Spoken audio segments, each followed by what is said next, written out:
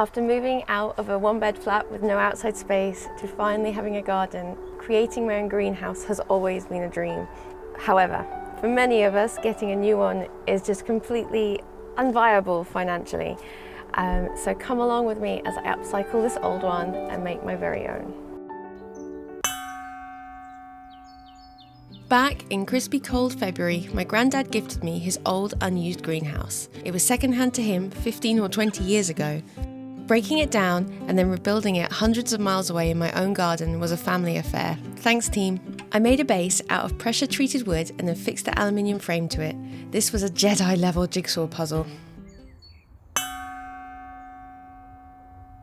Next, I prepared the area where it would eventually sit. I dug out the turf and then laid out my Facebook Marketplace haul of mismatched paving slabs on top.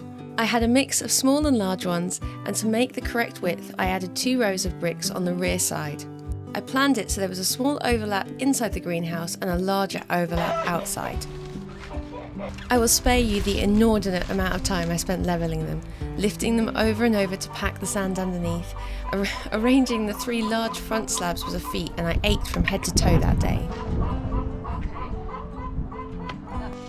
With the greenhouse frame back in position, there was then some exciting developments. To skin the greenhouse, I soon learnt that clear acrylic was way out of my price range. Therefore, Twinwall polycarbonate it was. Turns out 7 metres is huge, and who'd have thought that would be needed to cover such a little tiny greenhouse. Anyway, all mapped out, apart from the triangles, which I think I'm just going to leave until we've kind of broken it down a bit. Rather than the 4 or 6mm thicknesses, as is often supplied with modern greenhouses, we opted to go for the 10mm for the added rigidity and insulation it provided. Keep watching later on in the year to find out whether this was the right call. I'm back from work, and my partner has reinforced the rickety old greenhouse. This amazing doorway, which has just stabilised everything so much. And tomorrow he's going to make an internal frame for the shelves that again will just stiffen it up further, and then we can put the polycarbonate on the outside.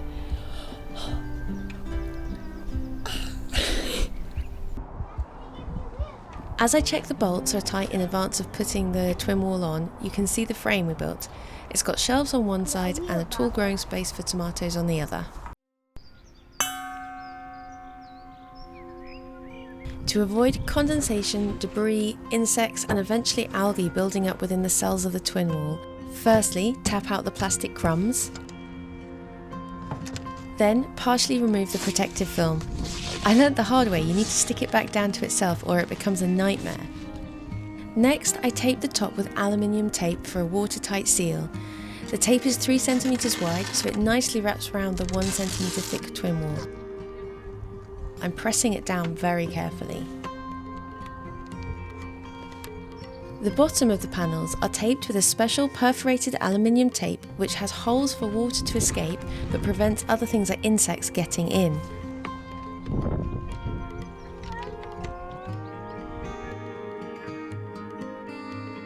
Then lastly, a plastic edging was used to protect the bottom edge of the panels. It has a groove in it to keep the perforations in the tape clear, which lets the condensation out. To fix the twin wall to the frame, we used M5 nuts and bolts and special neoprene washers which distribute the pressure and make a watertight seal. It's important not to over-tighten them and distort the twin wall.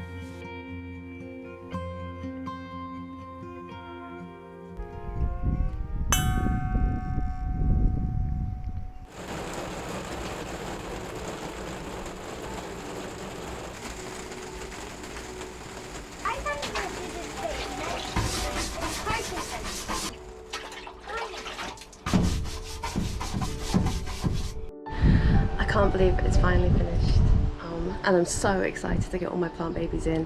I could not stop myself, and before I could even have a chance to film, I already planted my tomato plants in the ground. I've got a beefsteak and I think a gardener's delight, and then also some little basil plants kind of interspersed with them. And then on this side I've got a cardboard box full of lamb's lettuce and more basil, and then here's coriander because we love coriander. And then this is a super cool vent that my partner Make It Rad 3D printed for me. So he modelled it and then printed it. And I've got 1, 2, 3, 4, 5. There's going to be 6. So we've got those all in the upper part of the greenhouse, and then I bought some Amazon vents as well. Jumping in on voiceover here to quickly explain why there are vents at the top and bottom of the greenhouse.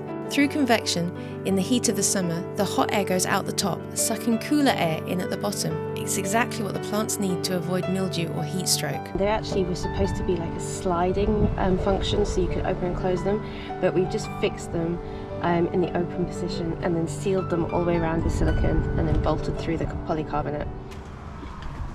Anyway, I love it so much. Right, let's load it up.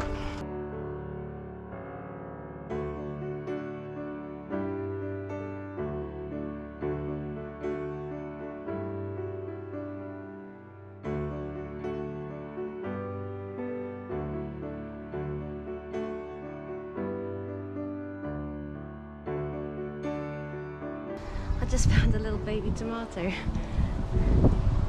in with my lupins because the compost that they're in is out of the compost heap, so it's a seed from last year.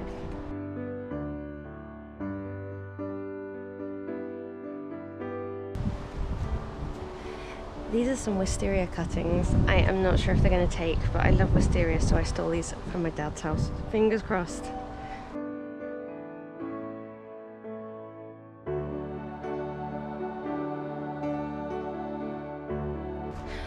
This is my go at a sweet pea snail. I haven't tried planting them like this, so can't have enough sweet peas.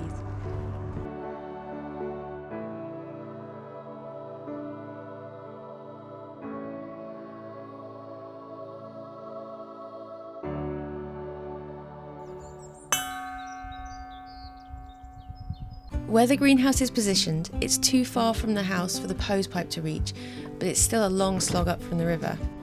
Right from the get-go, it's been my plan to put 2 water butts on the greenhouse.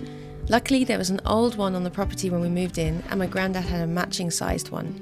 Here you see my disappointment and confusion when I realised the butt might be too tall, but slowly I realised I can make a new hole at a height that suits my guttering. What did he say? You can buy extremely cute mini greenhouse guttering, so that's my next job.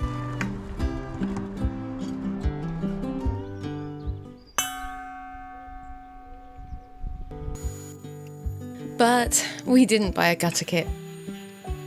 Upon research, they were all far too expensive and also not quite right for our needs.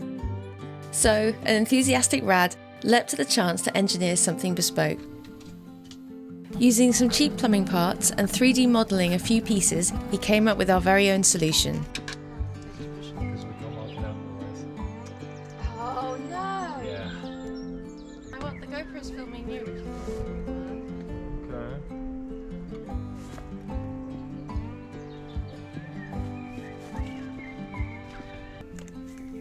The brackets he designed fit the half pipe perfectly and held it exactly the distance we needed from the roof edge.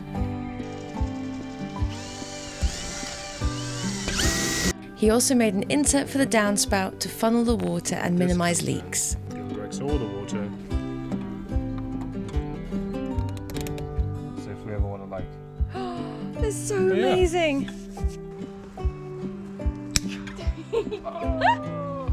Yeah.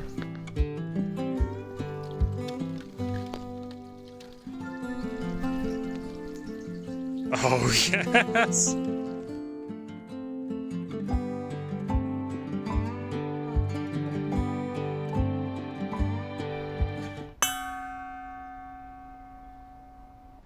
I am so grateful to my friends and family who helped me bring this greenhouse dream to life. If you like a maker channel, check out Make It Rad, and if you like some adventure science, check out Earth Operations. See you in the next video. Bye!